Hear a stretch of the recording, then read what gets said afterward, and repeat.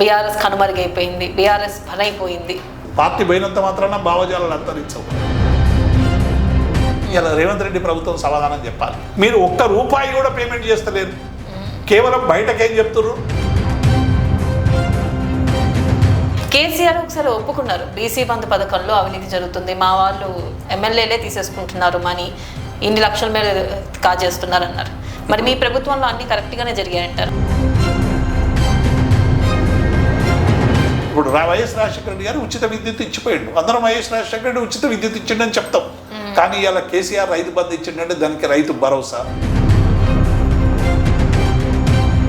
ఇంకా ఒక్క మాటలో చెప్పాలంటే బీఆర్ఎస్ పార్టీ నూతన ఉత్తేజంతో మళ్ళీ తిరిగి వస్తుందంటారు. కేసీఆర్ గారే మా బలం, కేసీఆర్ గారే మా గలం, కేసీఆర్ గారి విధానాలే మమ్మల్ని ఎన్నికల్లో గెలిపిస్తాయి. ఎక్కడ పోయింది మీ రైతు బంధు, ఎక్కడ పోయింది మీ రుణమాఫీ?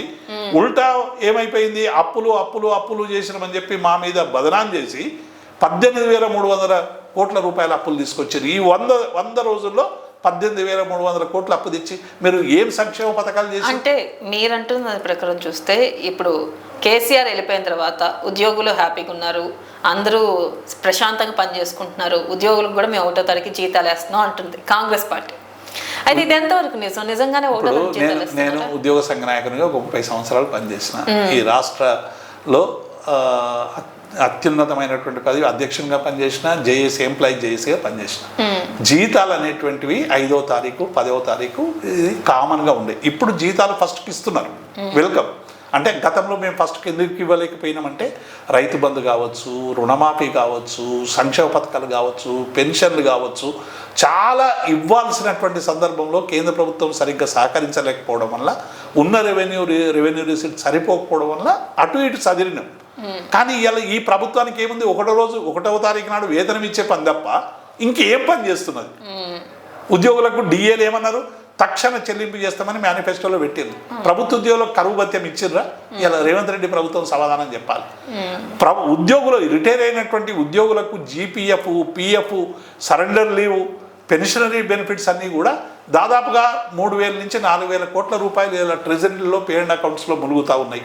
మీరు ఒక్క రూపాయి కూడా పేమెంట్ చేస్తలేరు, కేవలం బయటకేం చెప్తున్నారు, మేము ఉద్యోగులకు 1 రోజే జీతం ఇస్తున్నామని. జీతం అనేటువంటిది ఉద్యోగి హక్కు, 30 రోజులు పనిచేసినాక తీసుకోవడం అనేటువంటిది హక్కు. గత ప్రభుత్వంలో, మా ప్రభుత్వంలో 1 వారమో 10 రోజులు లేట్ అయిన మాట వాస్తవం. కానీ మేము ఎన్నడైనా జీతాలు ఎగ్గొట్టినామా? కాబట్టి ఇవాళ కేవలం ఏమవుతుందంటే ఉద్యోగులు సంతృప్తికరంగా ఉన్నారంటే 1వ తారీఖు నాడు జీతం వస్తున్నందుకు సంతృప్తిగా ఉండొచ్చు. కానీ ఆ పేరు మీద మీరు ఇవాళ రుణమాఫీ లేదు, రైతు బంధు లేదు, సామాజిక పెన్షన్ లేవు. మీరు దేనికి ఖర్చు పెడుతున్నారండి? కేవలం జీతాలు ఇచ్చే ప్రభుత్వంగా మాత్రమే మారింది తప్ప ఇవాళ ప్రజల సంక్షేమాన్ని పూర్తిగా మర్చిపోయినటువంటి ప్రభుత్వంగా ఇవాళ ఉచిత బస్సు దానికేమో ఎంటదంటే ఇచ్చేది లేదు, ఆర్టీసీకి రియంబర్స్ చేయాలి. 10 లక్షల రూపాయలు మేము ఏదో వైద్యం కోసం ఇచ్చినామని చెప్పారు. అది ఎంతమంది పేషెంట్లకు ఇచ్చారు ఒక్కసారి ప్రకటించమనండి. 18,300 కోట్లు తెచ్చి మీరు ఎవరికి వంచారు? అంటే మీ కాంట్రాక్టర్లకు, ఎన్నికల్లో ఖర్చు పెట్టేటువంటి వాళ్ళకి బిల్స్ ఏమైనా ఇచ్చారా అనేటువంటి అనుమానాలు ప్రజల్లో మొదలవుతూ ఉన్నాయి. కాబట్టి ఏ ప్రభుత్వమైనా కంటిన్యూటీ ప్రభుత్వం. మీరు ఓన్ రెవెన్యూ రిసిట్స్, మీరు ఇచ్చే హామీలు అమలు చేయండి. మేము అడిగేది ఏంది, ఈ ప్రభుత్వం మంచిగా చల్లగా 5 ఏళ్ళు కొనసాగి ప్రజలకు ఇచ్చిన హామీలు అమలు చేయాలని కోరుతున్నాం. దానికి ఉల్టా ఏం చేస్తారంటే మా ప్రభుత్వాన్ని పడగొడుతున్నారు. ఎవరు పడగొడుతున్నారు? పడగొట్టే పని ఎందుకున్నది? మాకేం అవసరం పడగొట్టేది? అంటే కాంగ్రెస్ పార్టీలో అంతర్గతమైనటువంటి ఇంటర్నల్ క్రైసిస్ మొదలైనవి. నల్గొండకు ఖమ్మంకు పడతలేదు, ఖమ్మంకు పాలమూరుకు పడతలేదు. కాబట్టి ఈ క్రైసిస్లో రేవంత్ రెడ్డి వర్గాన్ని బలోపేతం చేయడానికి ఇలా ఆడుతున్నటువంటి నాటకం ఇది. ఎవడైనా నన్ను ముఖ్యమంత్రి కాదంటే నేను పేగుల మెడేసుకుంటా, బాంబులై పేలుతా, మానవ బాంబునై పేలుతా అంటే అది కోమటిరెడ్డి వెంకటరెడ్డిని బెదిరిస్తున్నట్ట, బట్టి విక్రమార్కను బెదిరిస్తున్నట్ట, ఎవరిని బెదిరిస్తున్నట్టు? మీరన్న మాట ప్రకారం చూసుకుంటే ఈ ప్రభుత్వంలో పథకాలు అమలు చేయట్లేదు సరిగ్గా అన్నారు. అంటే మీ ప్రభుత్వం ఉన్నప్పుడు, బీఆర్ఎస్ ప్రభుత్వం ఉన్నప్పుడు అమలు చేశారా? అంటే కేసీఆర్ ఒకసారి ఒప్పుకున్నారు, బీసీ బంధు పథకంలో అవినీతి జరుగుతుంది, మా వాళ్ళు మా ఎమ్మెల్యేలే తీసేసుకుంటున్నారు మనీ, ఇన్ని లక్షల మీద కాజేస్తున్నారు అన్నారు. మరి మీ ప్రభుత్వంలో అన్ని కరెక్ట్గానే జరిగాయంటారా? ఇప్పుడు ఒకసారి రాజీవ్ గాంధీ గారు ప్రధానమంత్రి ఉన్నప్పుడు పార్లమెంట్లో ఆయన ఒక ప్రకటన చేసి, ఏం ప్రకటన చేసిందంటే, మేము ప్రభుత్వం నుంచి 1 రూపాయి ఇస్తే 14 పైసలు మాత్రమే బెనిఫిషరీస్కి చేరుతుంది, 86 పైసలు ట్రాన్స్మిషన్ లాసెస్ అవుతున్నాయని చెప్పారు ప్రధానమంత్రి, భారత ప్రధానమంత్రి చెప్పినటువంటి మాట. ప్రభుత్వంలో ఇక్కడ కూడా మేము ఇక్కడ ఏం చేసినాం, అన్ని ఆన్లైన్ పేమెంట్ చేసినాం. అవినీతికి తావు లేకుండా రైతు బంధు విషయం కావచ్చు, మీకు పెన్షన్లు కావచ్చు, ఎక్కడ కూడా ఎవరో ఆఫీస్కి పోవాల్సినటువంటి అవసరం లేదు. ఇటువంటి కాంగ్రెస్ పార్టీ ఉన్నప్పుడు ఇటువంటి మధ్య దళారీల జోక్యం ఎక్కువైందనే మేము అన్నీ కూడా ఆన్లైన్ సిస్టమ్గా చేసి డైరెక్ట్ ట్రాన్స్ఫర్ పంపిస్తున్నాం. ఎక్కడ రూపాయి తీసుకున్న దాఖలాలు లేవు. కేసీఆర్ గారు ఏమన్నారంటే, కొంతమంది ఎమ్మెల్యేలు, కొంతమంది అధికారులు దళిత బంధు విషయంలో కావచ్చు, మైనార్టీ బంధు విషయంలో కావచ్చు, బీసీ బంధుల విషయంలో కావచ్చు, అక్కడక్కడ వార్తలు వస్తూ ఉన్నాయి డబ్బులు తిన్నట్టు. అటువంటి వాళ్ళు ఎవరైనా వస్తే వారిని శిక్షిస్తామని చెప్పిండు. అంటే ఒక ముఖ్యమంత్రిగా తెలిసినటువంటి అంశాన్ని చెప్తే దళిత బంధులో అవినీతి జరిగింది, రైతు బంధులో అవినీతి జరిగింది. అవినీతి అనేటువంటిది సర్వసాధారణం. ఇవాళ ఏ దేశంలోనైనా, ఏ రాష్ట్రంలోనైనా ఎవరైనా ఇక్కడ ఒక్క రూపాయి కూడా అవినీతి జరగలేదంటే అది మనల్ని మనం మోసం చేసుకోవడం తప్ప ఇంకొకటి కాదు. డెఫినెట్గా జరుగుతాయి. ఇటువంటి వాటిని అరికట్టడానికి ఏసీబీ ఉంది, సిబిఐలు ఉన్నాయి, స్వతంత్ర వ్యవస్థలు. ఇవన్నీ ఎందుకు పెట్టుకున్నాం? ఇవన్నీ జరుగుతాయనే కదా. కాబట్టి వీటికి అన్ని విషయంలో ఎక్కడైనా అవినీతి జరిగితే డెఫినెట్గా ప్రభుత్వం బయటకు రావాలి, శిక్ష చేయాలి, ఇవన్నీ ఉంటాయి. కానీ వీళ్ళు ఏం చేస్తారు అంటే ఉల్టా కేసీఆర్ గారు అన్న దాన్ని ఇంకొక రకంగా అర్థం చేపించి మొత్తం అవినీతి అని కేసీఆర్ అన్నాడని ప్రజల్లో ఈ దుష్ప్రచారం చేసే కొన్ని ఓట్లు సంపాదించుకున్నారు. దాంతో మాకు ఈ ఓటమి వచ్చింది. కాబట్టి మేము చాలా స్పష్టంగా ఉన్నాం. ఎక్కడైనా అవినీతి జరిగితే కేసీఆర్ గారి నాయకత్వంలో మీరు ఎంక్వైరీ చేయండి. ప్రభుత్వం మీ చేతిలో ఉంది. శిక్ష వేయండి. ఎవరెవరిని శిక్షలు ఇస్తారో వేయండి. ఎంతమందిని జైల్లో పెడతారో పెట్టండి. బీఆర్ఎస్ మీద కక్ష ఉంటే తీర్చుకోండి. కానీ రైతుల మీద మీకు కోపం ఎందుకు? ఉద్యోగుల మీద కోపం ఎందుకు? ఇంకొక వర్గం మీద కోపం ఎందుకు? కేసీఆర్ పరిపాలనలో ఇప్పుడు వైఎస్ రాజశేఖర రెడ్డి గారు ఉచిత విద్యుత్ ఇచ్చిపోయిండు. అందరం వైఎస్ రాజశేఖర రెడ్డి ఉచిత విద్యుత్ ఇచ్చిండని చెప్తాం.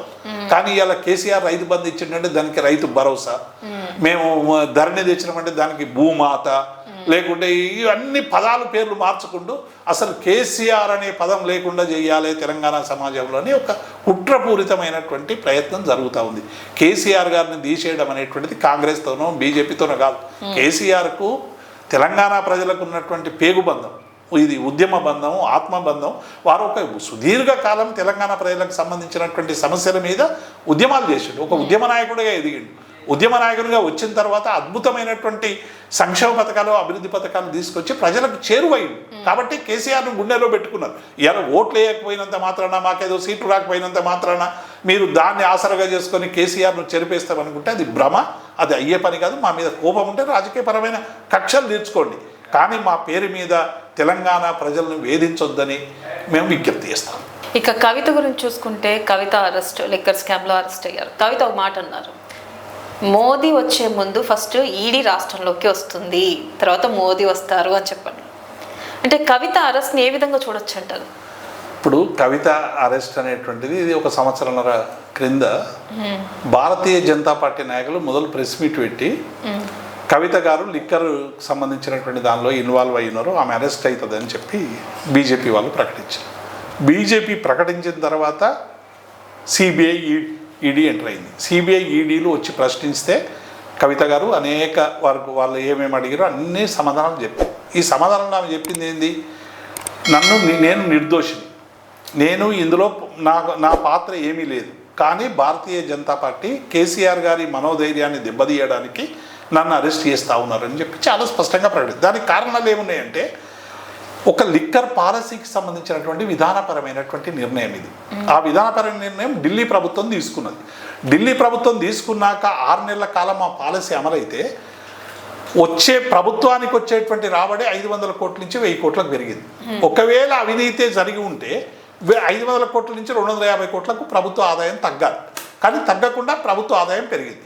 లిక్కర్ పాలసీ ఇంప్లిమెంట్ చేసే దగ్గర కవిత గారి ఇన్వాల్వ్మెంట్ ఉందని చెప్పి ఇవాళ కొందరు అప్రూవర్ స్టేట్మెంట్స్ను ఆధారంగా తీసుకుని ఆమె మీద కేసు చెప్పారు. ఆమె చాలా స్పష్టంగా చెప్పి ఇది పొలిటికల్ ల్యాండరింగ్, ఇది మనీ ల్యాండరింగ్ కాదు. పొలిటికల్ ల్యాండరింగ్ అంటే భారతీయ జనతా పార్టీకి భావజాలానికి వ్యతిరేకంగా ఉన్నటువంటి శక్తుల్ని అణచడానికి స్వతంత్ర సంస్థల్ని వినియోగించుకుంటున్నది బీజేపీ అనేటువంటి విషయాన్ని చాలా స్పష్టం. దీనికి మాకు అనేక ఆధారాలు కూడా ఉన్నాయి. ఉదాహరణకి మహారాష్ట్రలో ఆదర్శ్ కుంభకోణం అని జరిగింది. ఆయన గురించి ఈడీ, సిబిఐ వాళ్ళు A1 నిందితుడిగా అశోక్ చవాన్ అని మాజీ ముఖ్యమంత్రి, మహారాష్ట్రకు సంబంధించిన ముఖ్యమంత్రి. ఆయనను ఏం చేసిండ్రు, మొన్న భారతీయ జనతా పార్టీలో చేర్చుకొని రాజ్యసభ సభ్యుచ్చి ఆదర్శ కుంభకోణం నుంచి ఆయనకు నిర్మా పౌడర్, వాషింగ్ పౌడర్ నిర్మా చేశారు. అట్లాగే నారాయణ రాణే అని మహారాష్ట్రలో ఒక ఆయన నాయకుడు, ఆయన భారతీయ జనతా పార్టీకి వ్యతిరేకంగా ఫైట్ చేస్తే ఆయనకు ఈడీ నోటీసులు ఇచ్చిన తర్వాత ఆయన భారతీయ జనతా పార్టీలో కలిస్తే నారాయణ రాణే మీద ఇప్పటి వరకు కనీసం నోటీస్ లేదు. సువేందు అధికారి అనేటువంటిది మన వెస్ట్ బెంగాల్కి సంబంధించినటువంటి ఎంపీ, ఆయనకు ఒక కేసులో నోటీసులు ఇచ్చారు. ఆయన బీజేపీలో చేరిన తర్వాత ఆయన మీద కేసు లేదు, అరెస్ట్ లేదు. హేమంత్ బిశ్వ శర్మ అస్సాంకు సంబంధించినటువంటి ముఖ్యమంత్రి, ఆయన మీద కేసులు. ఇట్లా మనం ముకుల్ రాయ్, జ్యోతిరాదిత్య సింధియా, ఇట్లా యశ్వంత్ జాదవ్, సుజనా రమేష్, ఈ సీఎం రమేష్, సుజనా చౌదరి, ఇట్లా అనేక మంది పేర్లు ఉన్నాయి. మా ఆరోపణ ఏంటంటే భారతీయ జనతా పార్టీకి వ్యతిరేకంగా ఉన్నటువంటి అన్ని పార్టీలను అణచడానికి సిబిఐ, ఈడీ ఉపయోగించుకుంటుంది అనేటువంటి ఆరోపణలు మేము బలంగా ఉన్నాయి. అందులో భాగంగానే ఆమ్ ఆద్మీ పార్టీని, కవిత గారిని అణచడం ద్వారా బీఆర్ఎస్ను లేకుండా చేయాలని, నిర్వీర్యం లేకుండా చేయాలి అని. అట్లాగే ఆమ్ ఆద్మీ పార్టీ అలా 2 రాష్ట్రాల్లో బలంగా ఉంది కాబట్టి అక్కడ తిరగకుండా చేయాలి. మోదీ ఈడీ ఎందుకు వస్తుందనంటే మనం అనేక సందర్భాల్లో చూసినాం, మోదీ గారు ప్రకటిస్తారు, వెంటనే ఈడీ వస్తుంది. మొన్న అన్ఫార్చునేట్ అయింది, ఇద్దరు కలిసి వచ్చారు. మోదీ పొద్దున వచ్చిండు, మధ్యాహ్నం ఈడీ వచ్చింది. కాబట్టి ఈ మొత్తంగా కూడా భారతీయ జనతా పార్టీ ఈడీని ఉపయోగించుకుంటుంది. ఇందులో నా ఏమీ లేదు పాత్ర అని చెప్పి ఆమె పదే చెప్తుంది. నిన్న 3 సార్లు ఆమెను ఎంక్వైరీ చేసిన తర్వాత కూడా ఆమె పత్రికా విలేకరుల ముందు ఆమె చాలా స్పష్టంగా చెప్పింది. కాబట్టి కేసు విచారణలో ఉంది, విచారణకి మేము సహకరిస్తాం. భారత పౌరులుగా కావచ్చు, లేకుంటే స్వతంత్ర సంస్థల మీద మాకు న్యాయస్థానాల మీద గౌరవం ఉన్నటువంటి ఒక రాజకీయ పార్టీగా మేము డెఫినెట్గా దీన్ని న్యాయస్థానాల ద్వారా ఎదుర్కొంటాం. వాళ్ళు ఇప్పుడు మా ఎన్నికలలో కవిత గారిని తిరగకుండా అడ్డుకునే ప్రయత్నం చేస్తున్నారు. దానివల్ల మాకు కొంత నష్టం జరుగుతుంది. ఆ నష్టాన్ని ఎట్లా పుడుచుకోవాలో ఆలోచించుకోవాలి. అలాగే మీరు అన్నట్టు చూసుకున్నట్టయితే ఇక్కడ సుకేష్ హవాలా దత్తా చేశారు. ఆయన నేను 1000 డబ్బాల ద్వారా ఇచ్చాను డబ్బులు, 1000 డబ్బాల ద్వారా ట్రాన్స్ఫర్ చేశానంటూ ఆయన జైలు నుంచే లేఖలు పంపిస్తున్నారు. తీహార్ జైలుకి రమ్మని చెప్పి, బిఫోర్ ఆవిడ అరెస్ట్ కాకముందు వెల్కమ్ అని చెప్పి కూడా లేఖలు విడుదల చేస్తారు. అంటే ఇవన్నీ కూడా చూస్తుంటే ఏంటంటే ఒక ఫ్యాబ్రికేటెడ్ వ్యవహారం నడుస్తూ ఉంది. అప్రూవల్ స్టేట్మెంట్ 1000 డబ్బాలు తెచ్చిండు అనుకోని, ఏ ఎయిర్పోర్ట్లో తెచ్చిండు 1000 డబ్బాలు, ఎక్కడ తెచ్చారు అన్ని ఆడించి ఇందాక సీసీ కెమెరాలు ఉంటాయి. 1000 డబ్బాలు తెచ్చినా ఉంటాయి, లేకుంటే గోల్డ్ తెచ్చినా ఉంటుంది, ఇంకొకటి తెచ్చినా ఉంటుంది. కాబట్టి ఇవన్నీ కూడా ఏంటంటే కొందరిని లోబర్చుకొని వాళ్ళని పావులుగా ఉపయోగించుకొని చేస్తున్నటువంటి కుట్ర. ఇప్పుడు మీరు చూడండి, కేరళ సీఎంకు సంబంధించిన కూతురు మీద కేసు పెట్టిండ్రు, వెస్ట్ బెంగాల్లో మమత మీద పెట్టిండ్రు, సమాజ్వాదీ పార్టీ మీద అఖిలేష్ యాదవ్ మీద పెట్టిండ్రు, ఇటు ఆప్ పార్టీ మీద పెట్టిండ్రు, ఇటు మా మీద పెట్టిండ్రు. ఇట్లా మనం చెప్పుకుంటూ పోతే మహారాష్ట్రలో శివసేనకు సంబంధించినటువంటి వాళ్ళ మీద వచ్చింది. ఇట్లా మీరు ఎన్ని తీసుకున్నా, జార్ఖండ్లో హేమంత్ సోరెన్ మీద పెట్టిండ్రు. ఇట్లా మనం అన్ని చెప్పుకుంటూ పోతే ఈ దేశంలో కేవలం ప్రతిపక్ష పార్టీలే అవినీతి పరం చేస్తున్నాయి. భారతీయ జనతా పార్టీ 18 రాష్ట్రాల్లో ఉన్నది. సిబిఐ, ఈడీ ఎందుకు పోదు? వాళ్ళకి లొకేషన్ ఎందుకు షేర్ చేయరు మీరు? అంటే భారతీయ జనతా పార్టీకి సంబంధించిన నాయకులు ఎన్ని అవినీతి పనులు చేసినా, ఎందులో ఉన్నా, ఎన్ని కుంభకోణాలు చేసినా, ఎన్ని లంబకోణాలు చేసినా మీరు వాళ్ళని అరెస్ట్ చేయరు. కారణం ఏంటంటే భారతీయ జనతా పార్టీకి అనుబంధంగా ఉన్నారు. కాబట్టి ఇది ప్రతిపక్షాలను వేధించేటువంటి క్రమంలో వచ్చినటువంటి కేసుగా మేము భావిస్తున్నాం తప్ప ఇందులో ఏమీ లేదు. మా కవిత గారు డెఫినెట్గా నిర్దోషిగా బయటకు వస్తారనేటువంటి విశ్వాసం మాకు. అలాగే చూసుకున్నట్టయితే కేవలం ఢిల్లీ నేత కోసమే కవితను అరెస్ట్ చేశారు అనేది కూడా వినిపిస్తుంది. తప్పకుండా, ఎందుకంటే ఇవాళ ఆమ్ ఆద్మీ పార్టీ ఒక బలమైనటువంటి పార్టీగా తయారైంది. ఇండియా కూటమిలో ఒక ప్రధాన భాగస్వామిగా ఉంది. కాబట్టి పంజాబు, ఢిల్లీతో పాటు మిగతా రాష్ట్రాల మీద కూడా ఆమ్ ఆద్మీ ప్రభావం ఉండేటట్టుందని కేజ్రీవాల్ని అరెస్ట్ చేయాలనేటువంటి కుట్రలో భాగంగా కవిత గారిని కూడా ఇరికించారు అనేది మేమందరం కూడా భావిస్తూ ఉన్నాం. రేపు 30 వాళ్ళు ఇక్కడ కాంగ్రెస్ పార్టీ ద్వంద్వ వైఖరి కనబడతా ఉంది. A1గా ఉన్న కేజ్రీవాల్నేమో సపోర్ట్ చేస్తూ 31 నాడు ర్యాలీ తీస్తూ ఉన్నారు. కవిత గారినేమో దోషి, ఆమెను ఎందుకు అరెస్ట్ చేయలేదని ఇక్కడ మాట్లాడుతూ ఉన్నారు. కవిత గారిని అరెస్ట్ చేయాలి, కవిత గారు 100 కోట్లు తిన్నారు మద్యం అని చెప్పి కాంగ్రెస్ నాయకులు చెప్తా ఉన్నారు. ఒకవేళ కవిత తిని ఉంటే కేజ్రీవాల్ కూడా తినాలి కదా. A1 వదిలిపెట్టి A2ను A3ని దోషిగా చూపించేటువంటి ద్వంద్వ పద్ధతి ఏదైతే ఉందో ఇది కాంగ్రెస్ పార్టీ తగదు. ఎందుకంటే భారతీయ జనతా పార్టీ చేస్తున్నటువంటి కాన్స్పిరసీ, ఇవాళ మీకు నేషనల్ లెవెల్ కేసులో మిమ్మల్ని ప్రశ్నించారు, ఇవాళ మీ అకౌంట్లకి డబ్బు తీయకుండా సీజ్ చేస్తూ ఉన్నారు ఏఐసిసి ఆ ఫండ్స్ అకౌంట్ నుంచి. అంటే భారతీయ జనతా పార్టీ చేస్తున్నటువంటి దురాఘాతాలని సమర్థవంతంగా తిప్పికొట్టడంలో ఇలా కాంగ్రెస్ ఫెయిల్ అయింది. దురదృష్టం ఏంటంటే ఇక్కడ వాళ్ళు బీజేపీ మీద పెట్టాల్సిన ఎఫర్ట్స్ అన్ని కూడా బీఆర్ఎస్ మీద పెట్టి ఇక్కడ అనవసరమైనటువంటి శ్రమకు లోనవుతున్నారని నేను భావిస్తాను. ఇప్పుడున్న పరిస్థితుల్లో అసలు బీఆర్ఎస్ లోక్సభ ఎన్నికల్లో ఎన్ని సీట్లు సాధించే అవకాశం ఉందంటారు? అంటే మేము సహజంగానే ఓడిపోయిన తర్వాత కొంత క్యాడరు నిరుత్సాహానికి గురవడం అనేటువంటిది ఏ రాజకీయ పార్టీలోనే జరుగుతుంది, మా రాజకీయ పార్టీలో జరిగింది. అయితే ఈ ఓటమికి కారణాలు ఏంటి, ఈ ఓటమి ఎందుకు జరిగింది, ఎన్ని సంక్షేమ పథకాలు అభివృద్ధి పథకాలు చేసినా కూడా ఎక్కడ మనం మిస్ అయినామనేటువంటి విషయం మీద ఒక సుదీర్ఘమైనటువంటి విస్తృతమైనటువంటి ఆత్మవిమర్శ జరిగింది. ఎందుకు మనం రైతు బంధు ఇవ్వడంలో కావచ్చు, మిగతా విషయాల్లో ఎన్ని పాజిటివ్ ఉన్నా కూడా ఎందుకు ఓడిపోయినాం అనేది వచ్చింది. వాటి మీద మేము సమీక్షించుకున్నాం. 17 పార్లమెంట్ నియోజకవర్గాలకు సంబంధించిన సమీక్షలు చేసినాం. ఇవాళ 119 అసెంబ్లీ నియోజకవర్గాల్లో సమీక్ష చేసుకుంటా ఉన్నాం. ఎక్కడైనా కార్యకర్తలు పోయినా మిగతా కార్యకర్తలతో వాటిని పూర్తి చేసుకునేటువంటి ప్రయత్నం చేసి ఉన్న స్థానాలను నిలబెట్టుకునేటువంటి ప్రయత్నం చేస్తూ ఉన్నాం. 9 స్థానాలు గతంలో వచ్చినాయి. డెఫినెట్గా ఈసారి డబుల్ డిజిట్తో మేము ముందుకు పోతామనేటువంటి విశ్వాసం మాకుంది. ఇవాళ బీజేపీ కాంగ్రెస్ చేస్తున్నది ఏంది, ఇవాళ బీజేపీ వాళ్ళు చెప్పింది ఏంది, మొత్తం బీఆర్ఎస్ పార్టీలో ఉన్న నాయకులంతా కూడా పెత్తందారులు, అగ్రవర్ణాలు, చాలామంది డబ్బులకే సీట్లు ఇచ్చిండ్రు, వాళ్ళు పెత్తనం తట్టుకోలేక ఇవాళ ప్రజలందరూ మా వైపు ఉన్నారని చెప్తా ఉన్నారు.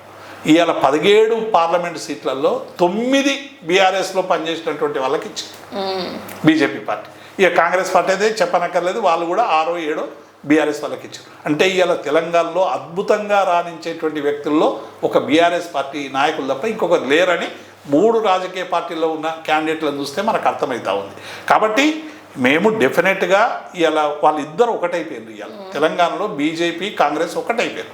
ఒక్కటై బీఆర్ఎస్లో అనగదొక్కాలని ఇలా డమ్మీ క్యాండిడేట్లను పెడతా ఉన్నారు. అంటే బీజేపీ బలం ఉన్న దగ్గర కాంగ్రెస్ డమ్మీ, కాంగ్రెస్ బలం ఉన్న దగ్గర బీజేపీ డమ్మీ, ఇట్లా పెట్టి బీఆర్ఎస్కు ఇక్కడ రాజకీయపరమైనటువంటి ఒక బలం లేకుండా చేసేటువంటి ఒక పెద్ద కుట్ర జరుగుతూ ఉంది. ఆ కుట్రను ఛేదించడానికి మేమందరం కూడా సమాయత్తం అవుతా ఉన్నాం, ప్రజలకు పోతా ఉన్నాం. ప్రజలు ఇలా కన్నీళ్ళు పెడతా ఉన్నారు.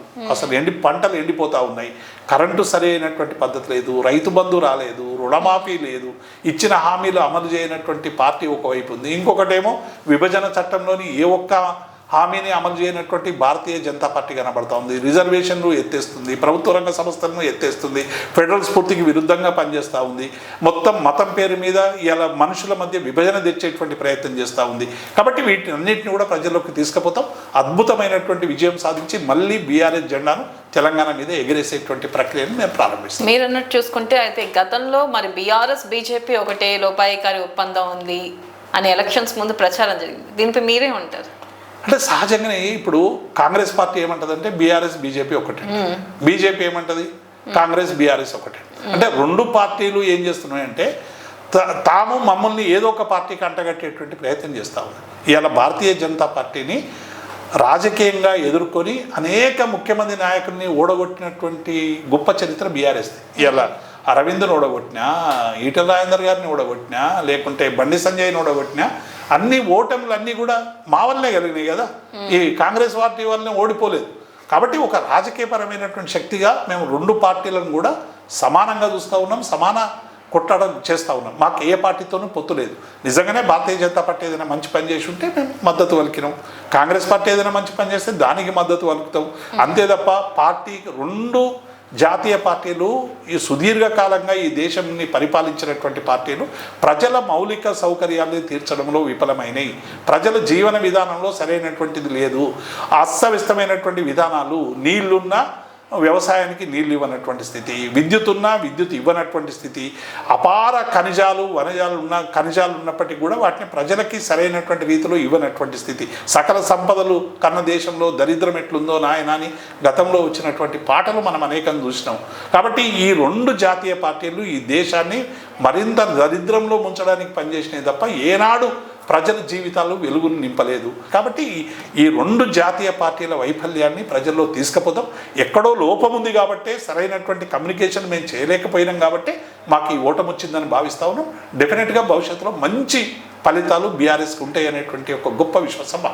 ఇక్కడ ఒక్క పాయింట్ ఏంటంటే, ఇంత జరుగుతున్నా ఎందుకు కేసీఆర్ మాట్లాడలేదు, కవిత అరెస్ట్ మీద మాట్లాడలేదు, ఎందుకు ఆయన మౌనంగా ఉండడానికి కారణం ఏంటి? ఇది దుష్ప్రచారం.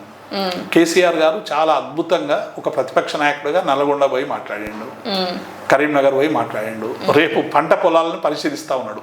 ఈ ముఖ్యమంత్రి మంత్రులు ఎవరు పోలేదు, కానీ మా నాయకుడు రేపు కేసీఆర్ గారు సూర్యాపేట పోతా ఉన్నాడు, పాలకుర్తి నియోజకవర్గానికి పోతా ఉన్నాడు, ఎండిన పంటలు నష్టపోయిన పంటలన్నీ కూడా పరిశీలిస్తా ఉన్నాడు. కేసీఆర్ గారు నిత్యం మాతో కార్యకర్తలతో రివ్యూ మీటింగ్లో పాల్గొంటా ఉన్నాడు. పార్లమెంటు క్యాండిడేట్కు సంబంధించినటువంటి సెలక్షన్లో మాట్లాడుతూ ఉన్నాడు. కవిత గారి గురించి, కవిత కేసీఆర్ గారి కూతురు, మొత్తం మా పార్టీ కవిత అరెస్టును అక్రమమని తేల్చేసి మేము ప్రొటెస్ట్లు కూడా చేసినాం. కేసీఆర్కు స్వంత కుటుంబం కంటే సమాజం మీద ప్రేమ. కవిత గారిని ఖండించలేదా అనేటువంటి విషయం పక్కకు పెట్టి ఇలా కష్టాల్లో ఉన్నటువంటి రైతులను చూడడానికి పోతున్న కేసీఆర్ గురించి మాట్లాడండి. కేసీఆర్ ఇలా కేఆర్ఎంబికి సంబంధించి కృష్ణా నీటిలో జరుగుతున్నటువంటి దాష్టికాలను వెలుగు తీసుకురావడానికి నల్గొండలో ఆయన గలమెత్తిన దానికి చూసి మాట్లాడండి. కరీంనగర్లో రైతాంగం గురించి మాట్లాడిన మాటల గురించి చూడండి, కానీ కవిత గురించి మాట్లాడలేదు, కేటీఆర్ గురించి మాట్లాడలేదు. కుటుంబం కంటే ఆయనకు సమాజం ఎక్కువ కాబట్టే సమాజంలో వచ్చేటువంటి వాటి పట్ల తీవ్రంగా స్పందిస్తాడు, కుటుంబ సభ్యునిగా బాధపడతాడు, వాటిని ఎట్లా ఎదుర్కోవాలో మా అందరికీ సమాయత్తం చేస్తాడు. అంతే తప్ప కవిత గారి గురించి మాట్లాడలేదంటే ఆయన కవిత గారి అవినీతిని ఒప్పుకున్నాడనే భాష అని చెప్పేటువంటి ఒక నూతన సంస్కృతి ఇలా తెలంగాణ సమాజంలో మొదలైంది. సమాజం సొంత కూతురు కంటే సమాజంలో జరిగే సంక్షోభానికి ఎక్కువ స్పందిస్తాడు కేసీఆర్ గారు. ఒక్క మాటలో చెప్పాలంటే బీఆర్ఎస్ పార్టీ నూతన ఉత్తేజంతో మళ్ళీ తిరిగి వస్తుందంటారు. 100%. ఎందుకంటే గంగా జమున తహజీబు, అన్ని మతాలని కులాలని సమానంగా చూసేటువంటి సంస్కృతి, పేద ప్రజలందరూ బాగుపడాలి, రైతాంగం బాగుపడాలి, ఈ ప్రజలు తెలంగాణ ప్రజల జీవన విధానం మెరుగు కావాలి, తెలంగాణ దేశంలోనే ఒక రోల్ మోడల్ కావాలని కలలు కానీ వాటి కోసం పనిచేసినటువంటి నిరంతర శ్రామికుడు కేసీఆర్ గారు.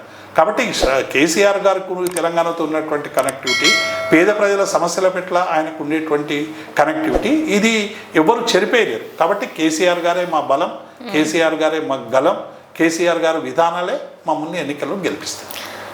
ప్రతిపక్షాలు అంటున్న మాట అంటే ఇక మీదట బీఆర్ఎస్ కనిపించదు, బీఆర్ఎస్ కనుమరుగైపోయింది, బీఆర్ఎస్ బలైపోయింది, మీరేం చెప్తారు వీళ్ళకి?